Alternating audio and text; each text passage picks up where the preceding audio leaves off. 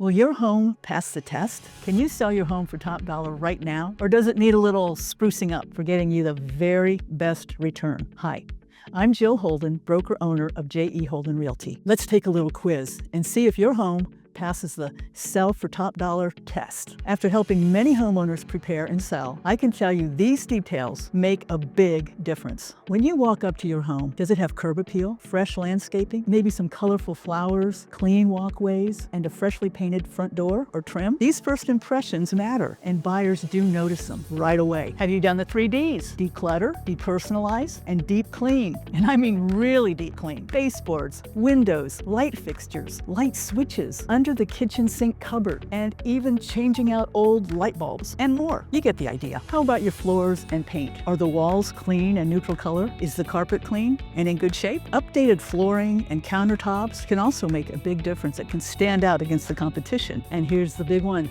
the smell test. You may not notice it, but every home has its own scent. We love our pets, but pets or no pets, buyers are looking for a fresh, inviting space. Have you compared your home to others on the market? Now be honest.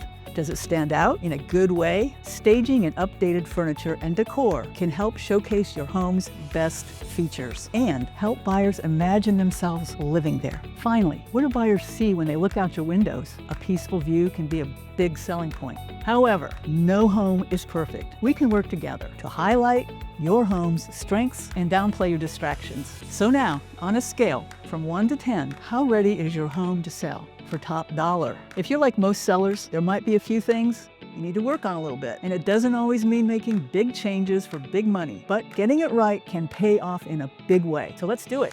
I'm Jill Holden, broker owner at J.E. Holden Realty. And as always, it's your life, your terms, your move. Bye for now.